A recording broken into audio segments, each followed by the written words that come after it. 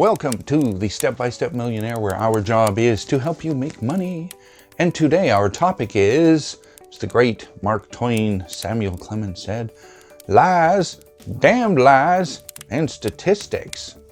And what he was saying with that quote was that there are lies and damned lies, but statistics can be used to make that damn lie appear to be truth. And that's why it becomes that statistics could be the worst of all of it. Now, you're probably wondering, what has this got to do with my finances? Because what happens is that these statistics and these lies and damn lies are used to adjust how you see things. And if your how you see things is adjusted, that will interfere with how you make investments, where you make investments, the timing of your investments. And so it's important to see what's going on, and I'm going to help you with this so that you can start to observe what's really going on, and then that will protect you from that kind of potential. Okay, so standard lie in the media would be your 7-day forecast. Everybody knows it's not true. There you go. Moving on. A damned lie would be, let me see if I can come up with a really good one that happened in Canada here a little while ago. When you fly back from another country right now, and I don't know when you're observing this video, but hotels were set up, and as you got off the flight, you had to go to this hotel, whether you tested positive or didn't test positive. If you tested positive, they moved you somewhere else. But as soon as you landed, you go into these hotels, and the media called them hotels, and the rumors began going around that these were actually internment centers.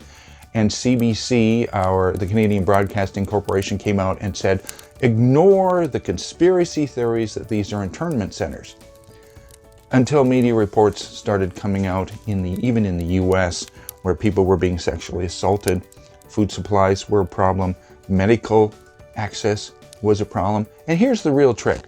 If you leave this hotel that you had to pay for, you got $1 million fine and 3 years in prison. Now, what do you call that? That's an internment camp. So for the CBC to run a story saying these conspiracy theories are inaccurate and ignore them, that's a damned lie, okay? Because it hurt people and hurt them dramatically. It's an internment center, and it should be labeled as that. And I don't know, maybe CBC's just trying to become the Communist Broadcasting Corporation.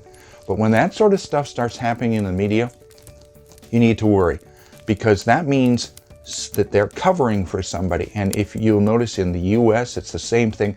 They're beginning to cover for the administrations. That's a bad sign, because it means you can no longer trust any financial information, or pretty well any information that's coming over these systems. And I'm going to give you an idea and make you aware of how that goes. Statistics now are being used to manipulate how you see the world.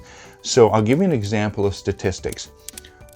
If you look at the total deaths, we're going to look at death numbers right now. If you look at the total death numbers in the United States of America, 0.9%, so 0.9% of homicides receive 22.8% of the coverage.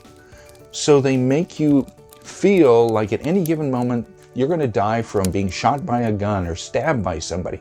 But if you look at the actual number of deaths, it's 0.9% of the deaths in the United States of America every year are, from homicides. And only like half of that is from guns. Your chances of dying from a gun are infinitesimally small compared to other things, which I'll get into and show you. Okay. Next, terrorism in the United States. Oh, the media plays it up. Terrorism. Terrorism accounts for 0.01% of the deaths every year, but it receives, on average, 34% of the coverage. Now, this, of course, was in the last couple of years, and then COVID came along. Oh, COVID. Okay, now, don't get me wrong, people die from COVID, especially if you're older or if you're immune compromised, but you're going to die from any disease if you're in those categories, okay? But I'm going to give you some stats, because the media during the COVID time period every story, every slant, COVID. Stay home, lockdown, mask up, don't go near anyone, segregate, listen to the government. They know what's the best for you. So here's some stats that should be very interesting to you. COVID, so far to the time when we're doing this video, has killed 2.94 million people worldwide, and that's a lot of people. Except in 2016, as an example, pneumonia killed 3 million people. Did you see that on the news? Were they playing it up? Were they telling you to wear a mask? Were they telling others so that you didn't get pneumonia? No. Why?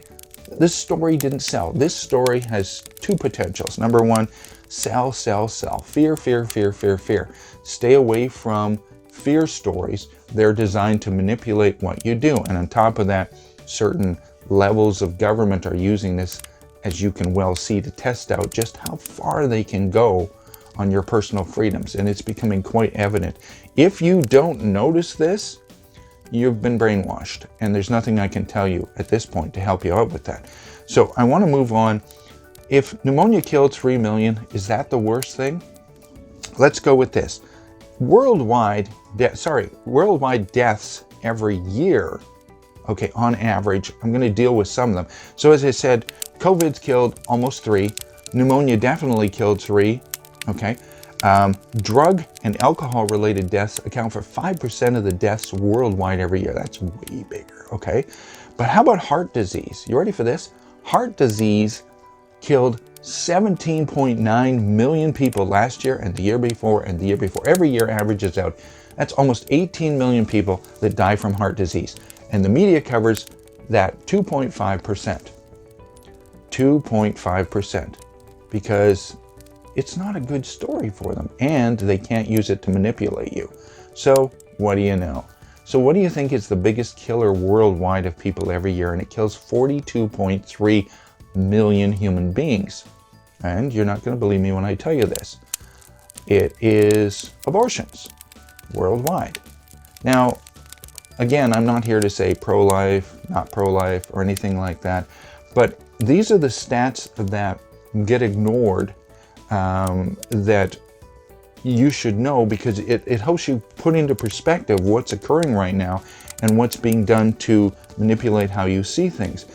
Something I found out which kind of shocked me as even I was digging into this is I didn't know is that the aborted babies are saved. Not all of them, but they save the material, and they've actually used those, this is according to Science Journal, used those to create measles vaccines, rubella vaccines, and other vaccines. And that kind of shocked me because I wasn't ready for that. How about AIDS? Do you remember AIDS? That was a great story back in the 80s. Everybody was terrified. They did the same thing with it they did with COVID. Well, right now, 38 million people still have AIDS, and 970,000 people last year died from it. Have you heard a story on that lately? It's not there. The point of this whole is this. If you don't know this material that I just explained, see how that material has put the COVID deaths in perspective. 3 million COVID deaths every waking minute it's on the news. 3 million pneumonia deaths, communicable disease, not on the news, not even spoken about. Once you become aware of this kind of statistical maneuvering, you'll start seeing it being used everywhere. And then when you're using it, make sure that you don't make financial choices based upon what the media is saying, based upon what that cool new book is saying, but start doing some research.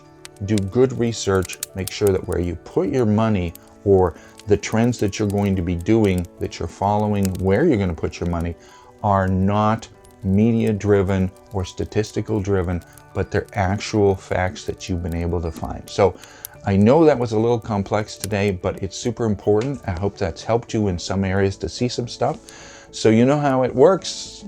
Ring the bell, blah, blah, blah. Comment below. I'm sure you've got some comments on this one.